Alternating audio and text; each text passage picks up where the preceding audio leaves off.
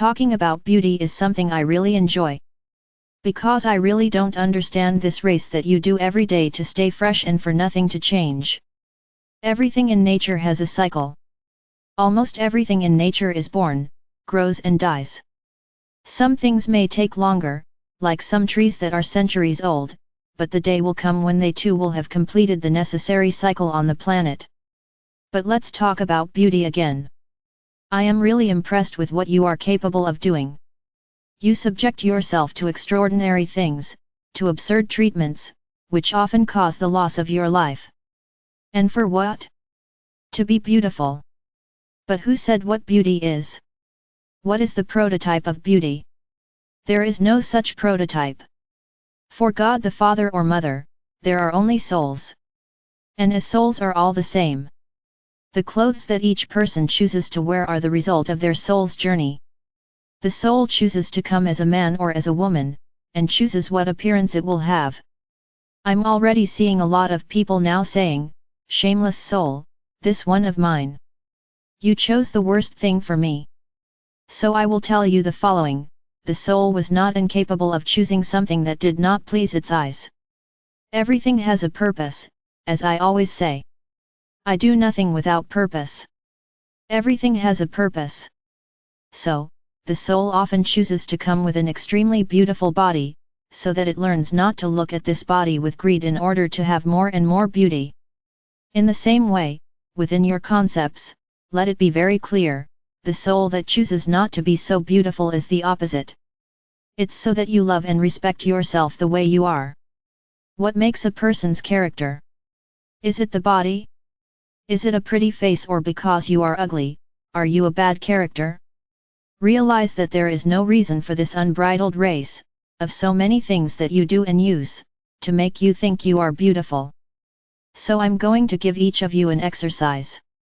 When you get home, look in the mirror with your face all tied up, with that angry look on your face. Pay attention to that face. Spend some time looking at each other like this. Then, leave the mirror and go back to the mirror and give a big smile, but that nice smile that comes from the heart. I doubt that anyone, at the moment of this smile, doesn't think they are beautiful. Because it is not beauty, the shape of the face or body that brings beauty. What brings beauty is the heart. It's what you are, it's what you emanate, it's how you act, it's how you think, it's how you look at the world. This is being beautiful. So, as of today, I know that many here will not like this, but starting today, stop doing so many things that you put on your face to look new all your life. I'm sorry to tell you that nature has no way. There's no way, you'll get there. But remember, when the first wrinkle appears, it is terrible for women, but when the first wrinkle appears, look at it with joy and say, "There is my experience. There is my living, proof that I lived and got here." What's the point of spending 80 years looking at a stretched out face? You will look, what have I experienced? I'm all stretched out. And I'm not just going to talk about women, there are men who do it too. There is also. So, always remember this, beauty is in being, in living, in how you act in your world. You can have a beautiful face and have a terrible character. You can have a wonderful body and think that sex is the only thing that gives you pleasure. I will tell you no. That there are many things that give pleasure, including sex. But as long as it's the right way, with love, with respect, with dedication on both sides. So, there are ways and means of being beautiful. No, you don't need to throw your jars away. It is not necessary. I understand. But try to look at each other with more love. Try to look at their faces, at their bodies, with joy. If no one has ever seen it, look for it, it's easy to find, the emotions and the water. Several experiments show that when you say a positive feeling, the crystal in the water behaves in a certain way, when you say negative things he behaves differently. So if you look at your body every day and say, "Wow, I don't like you. You're horrible." What do you think you are doing to your own body? You're making him uglier and uglier, in your opinion. You're making him sicker and sicker. Do you want to have wonderful bodies? Eat well. Exercise. And the body will look wonderful. And love everything you have.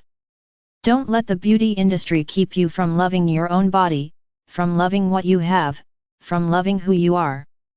The rest is just superficial. And of course, it can take some time, but deep down, there's no way, there's no remedy. The body ages. Don't you want to get old? Just go to the fifth dimension. There you will be able to live 100, 200, 300 years with the same face. Look how wonderful. There won't be a pot. No cream needed.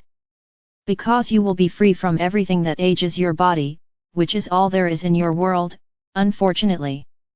The air you breathe, the polluted water, the food with a lot of substances that you don't even know about. This ages you. So, let's go. Let's make everyone go to the fifth dimension. Oh, and I'll say more, those who already have some wrinkles, when they get there, everything disappears. So, I'm giving you plenty of reasons to go to the fifth dimension.